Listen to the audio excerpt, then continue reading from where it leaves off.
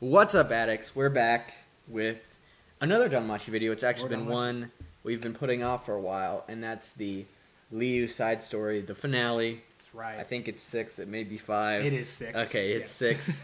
And Josh is here to with me to talk more about it. Yeah, so unfortunately we don't have the physical copy, but you know, if you're looking for it, it looks like that. I'll just put it in over it because that was completely just put it in blurred. full screen. But so where we left off in the last volume, we knew that the two assassins that, well, I'll just say their names because I'm not going to talk about how the story actually already is in the mainline canon. But Black Cat and the Black Fist are going after Lyu. She's still at the Benevolent Mistress. She knows that they are on her tail, and it's just kind of seeing that, mashup of that conflict. And then we also get some more look at the people at the Benevolent Mistress that we, I guess, know of from the main series, but first time seeing them, I guess, showcased in this series. So, with that being said, Michael, what did you think of this last one? Because I was surprised by it. Yeah, in a good way. Yeah, I think there was a couple good elements. I mean, obviously, since it's a prequel of what we've seen previously, we kind of know what's going to happen, at least some of it. So there's not like a huge surprise that blew me away. Mm-hmm. But I think they really executed this volume well. There's some good comedic moments. There's some good dialogue. And then I think it's good to finally see more of the Benevolent Mistress and kind of how it works. You kind of get a little bit of that in the main series and kind of just through like whispers of what people are and how powerful they are, but it was cool to get that confirmation and then kind of know exactly who everyone is that is there. Yeah, because along with Chloe and Renoa, if I'm saying that right, we do get a look at Anya finally, because we know some information about her, and it is told again in this volume. And so while that stuff isn't new to us or, like, whoa information, we do get to see her fight for the first time. I don't know. She might have been included in the rescue party in Volume 14, and I'm just forgetting about it. So maybe that's actually where we first saw her showcased a little bit more. But I do like that we get, I guess, a little bit more display on her power level here. Because even if it was in 14, they're only mentioned in terms of, where they're at in the dungeon, not really what they're doing or what they're going up against to get there.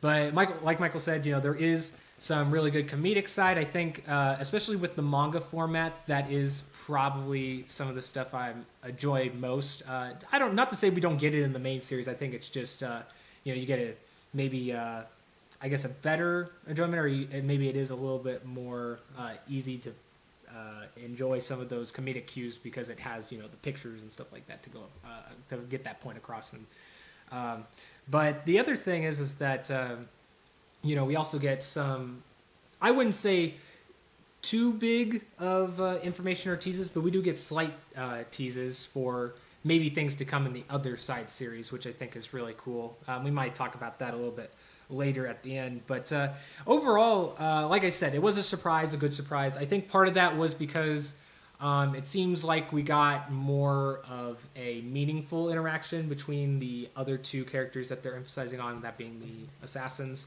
as well as just seeing the dynamic and how, like whether it's between Lyu and Seer, or like the way Mamma Mia kind of interacts, or kind of,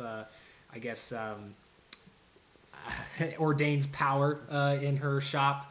I think seeing that stuff is something that, again, I don't know if we got enough of it by the end of the series, but I think it's something that they went in the right direction for this volume. It's just sad that we didn't get more of that in some of the other volumes that came before it. But the other great thing that I really appreciate a lot is that even though we do get some of those little things like I mentioned before, I would say the main focus of this one is centered around the action, because, as I said, it's kind of the culmination of that conflict, with the assassins getting the contract out on Lyu, and Lyu having to answer for kind of like the crime she did against the evils to get justice, so to speak, or revenge, I guess would be a better term. So seeing that come to head in this small-scale conflict, I thought was another good standout of the volume.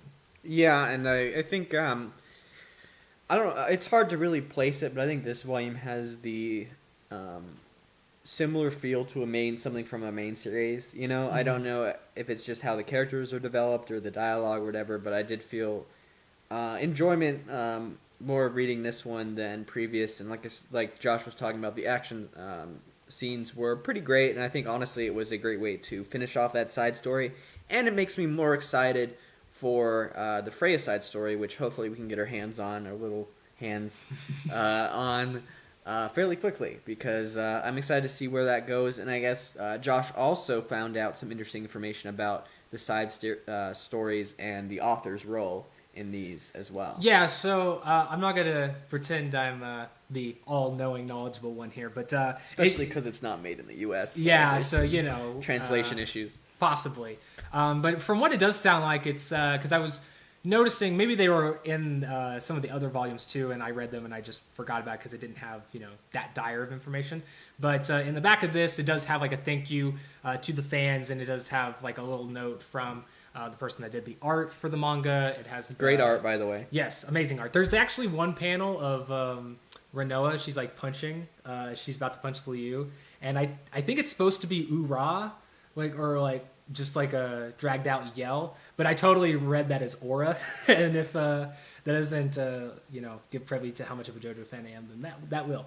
But yes, like I said, or I was about to get into, the notes do indicate that there is. I don't want to say necessarily a full-blown writer, but it does seem that there is a different editor that is, I guess, more in charge or more privy to getting the side series put together. So, and I'm going to butcher your name, sorry, my guy, but Omori Fujina, or whoever, I'm sorry, just the author that does the main series, right? He does have final say, and he does add notes and stuff like that, but from at least what I pulled together from those last readings, it does seem like there is another guy that has been led somewhat or majority control to these. So I think that's interesting that some things may be expanded upon that aren't fully in the main author's vision, but it is nice to know that the main author definitely puts in some guidelines there. So like for instance, there's that one bit of information that may lead into the Freya series that I would assume was probably put there by the original author. But and I don't know, that could just be extending to the manga version, maybe not necessarily the light novel, because we know that there's a lot of things in the manga that aren't necessarily expanded upon in the manga.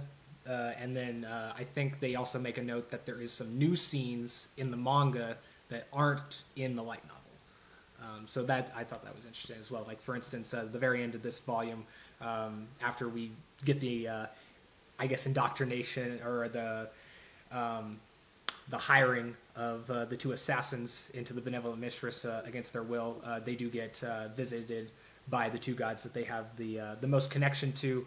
Apparently, that little bit at the end is only in the manga, at least from what they say in the back of the book.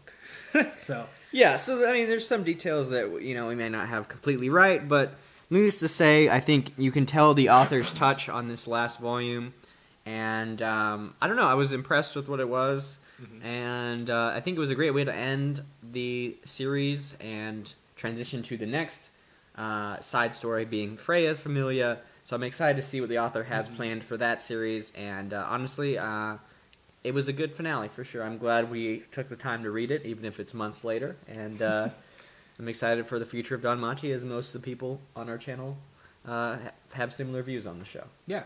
So I guess if we'll just get a rating of this volume, because we do have another video that may get uploaded about talking about this side series in general, or as as it's completed. But for this volume, I would say it definitely was. I think it ended up being worth it in my mind at the very end. Like I said, not necessarily as much stuff showcased as we could have gotten, or to make up for some of the other volumes. But I think there was enough inputted here that made me enjoy that side of things that were showcased. But I think having more action too was a really good way of closing it out. So I think for those reasons, my enjoyment was raised a little bit to give it up to that, because I don't know if I going into it thought it was going to be that high of enjoyment, but it definitely did surprise me, like I've said. Yeah, I would probably give it a worth it as well. If you were trying or deciding to buy this volume or not, if you've already invested in the side story in general and you have everything else, I think it definitely is worth buying the last volume. We can talk about the whole side story later, but specifically this finale, it's worth it. And honestly, it has some additional information that's kind of helpful in relating more to the side characters in the Benevolent Mistress that we haven't seen previously. And there's some great laughs, and Lyu is killing it as always, getting closer and closer to best girl in the series. Very true. It's close. It definitely is extra brownie points for her. I think even some of the side characters, even though they didn't do, like I said, as good of a job as they probably should have for showcasing some of the things, I think I ended up, now that I've completed this, I think I do end up liking some of those side characters at the Benevolent Mistress more than I did when I started. So I would say, for what they probably were going for, I think they accomplished in that goal. Yeah. So. Well, we shouldn't make this 2-hour-long video, so Okay. that was the volume. That was the finale. We'll have more Danmachi content for you in the near future. Very true. Shortly, we'll probably have some on the Freya side story whenever it actually comes out.